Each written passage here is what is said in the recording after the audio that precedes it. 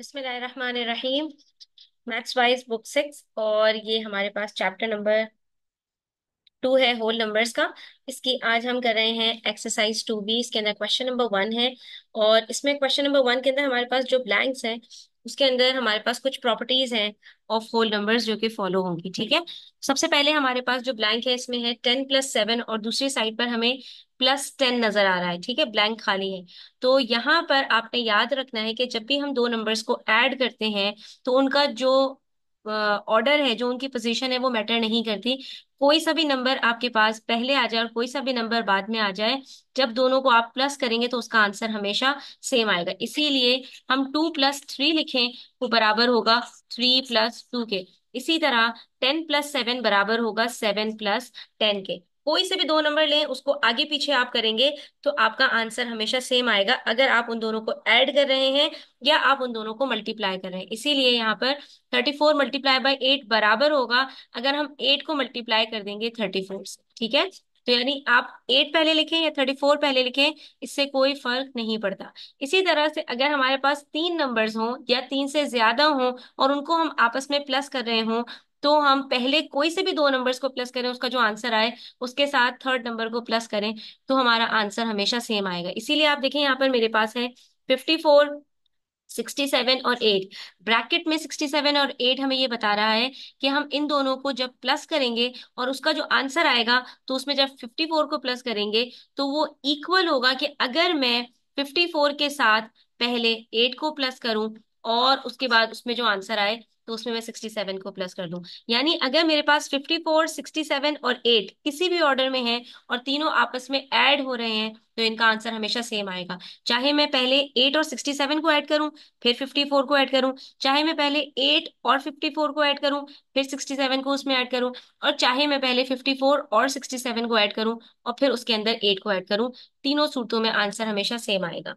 और उसके बाद फिर हमारे पास एक जीरो की आइडेंटिटी है कि जीरो को जब भी किसी नंबर के साथ मल्टीप्लाई किया जाता है आंसर जीरो हो जाता है। ठीक है, तो यहाँ पर 89 के साथ मैं किसको मल्टीप्लाई करूंगी, जीरो को, तो आंसर मेरे पास जीरो हो जाएगा।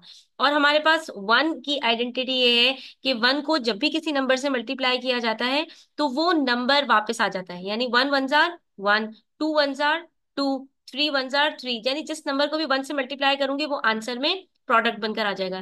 तो 123 को किससे मल्टीप्लाई करूंगी कि 123 आंसर आ जाए, ऑफ कोर्स वन के साथ प्लस करूंगी। ठीक है, तो कुछ हमारे पास होल नंबर्स के अंदर जीरो की प्रॉपर्टीज है, कुछ वन की प्रॉपर्टीज है, कुछ एडिशन और सब्ट्रैक्शन की प्रॉपर्टीज है। उसके बाद हमारे पास यहाँ पर एक प्रॉपर्टी आ जाती है, distributive property of multiplication over addition या सब्ट्रैक्शन।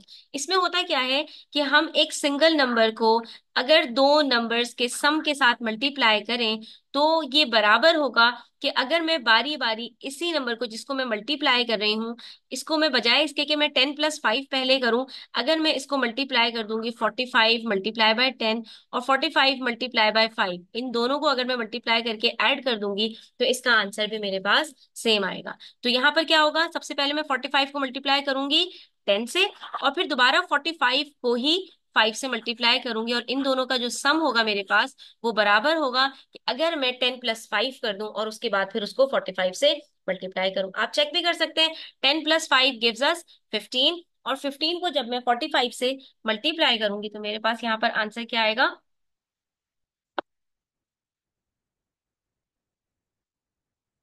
675। ठीक है, यानी कि 15 और 45 को मल्टीप्लाई करते हैं तो आंसर हमारे पास आता है 675। और अगर मैं इन दोनों को सेपरेट कर दूं, 45 को पहले 10 से मल्टीप्लाई करूं, आंसर आएगा 450, और फिर 45 को 5 से मल्टीप्लाई करूं तो फिर मेरे पास आंसर आएगा यहाँ पर 275, सॉरी 225, और फिर इन दोनों को प्लस करूं तो फिर भी आंसर मेरे पास 675 ही आए। इसको हम कहते हैं डिस्ट्रीब्यूटिव प्रॉपर्टी, कि आप जिन दो नंबर्स का जो है वो सम निकाल रहे हैं उन्हीं दोनों नंबर्स को बारी बारी उस नंबर से मल्टीप्लाई कर दो जो उससे पहले मौजूद है। उसके बाद जीरो की और एक और आइडेंटिटी है हमारे पास कि जीरो को जब भी हम किसी नंबर के साथ प्लस करते हैं तो हमारे पास वो नंबर वापस आ जाता है। जैसे वन के साथ जब किसी नंबर को मल्टीप्लाई करते हैं तो वही नंबर वापस आ जाता है, ऐसे ही जीरो के साथ जब किसी को प्लस करते हैं तो वो नंबर हमारा वापस आ जाता है। और जैसे हम 46 को जब मल्टीप्लाई करेंगे वन से तो हमारे पास यहाँ पर 46 वापस आ जाएगा। ठीक है, उसके बाद यहाँ पर हमारे पास दोबारा से जो है वो डिस्ट्रीब्यूटिव प्रॉपर्टी अप्लाई होगी कि 15 को मैं मल्टीप्लाई कर रही हूँ 9 से, तो मैं 9 को स्प्लिट कर दूं दो नंबर्स के अंदर, दैट इज 10 और 1 के अंदर। ठीक है, तो ये डिस्ट्रीब्यूटिव प्रॉपर्टी मेरे पास ऑफ मल्टीप्लीकेशन ओवर सब्ट्रैक्शन आ जाएगी कि 10 को मैं पहले 15 को 10 से मल्टीप्लाई करूं और 15 को फिर 1 से मल्टीप्लाई करूं और इन दोनों को सब्ट्रैक्ट कर दूं, तो मेरे पास वही आंसर आएगा जो 15 को डायरेक्टली 9 से मल्टीप्लाई करने से आंसर आएगा। ठीक है, 15 को 9 से मल्टीप्लाई करती हूँ तो आंसर आता है 135। अब हम चेक करते हैं कि अगर हम 15 को पहले 10 से मल्टीप्लाई करें और फिर 15 को 1 से मल्टीप्लाई करके सब्ट्रैक्ट करें तो क्या आंसर यही आता है, 15 10 जार 150 माइनस 15 1 जार 15, तब भी आंसर हमारे पास 135 आ गया। ठीक है, तो हमने इसको इस तरह से सॉल्व कर लेना है।